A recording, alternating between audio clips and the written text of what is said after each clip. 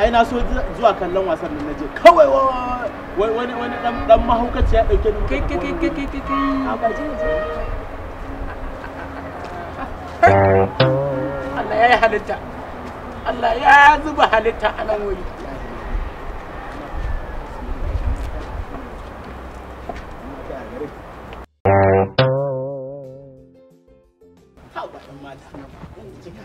kyau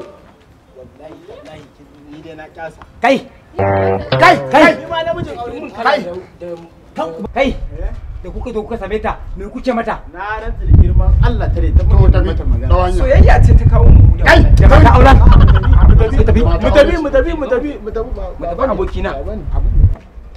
ka hede wayannan barayi ne tas wancan shine baran takalmin masallacin nan wancan ya taba cuta ta lokacin ya taba fatan da kara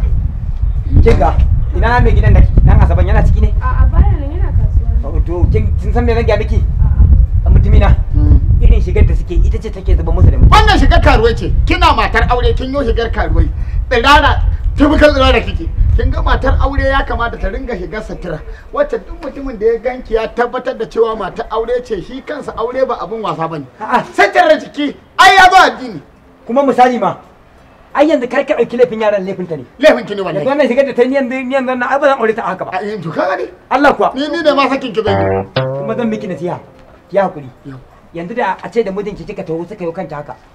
sun zama miki da mutunci wallahi ce za a dama kuna yi to ke mata aure ce da Allah duk mata aure mu musulunci ya zo da shigar mutunci yawa ki sa hijabi ta mala a gaba ta mala ko ba haka ba haka ike a gaba ki saka hijabi har kasa ba zan ƙara yawa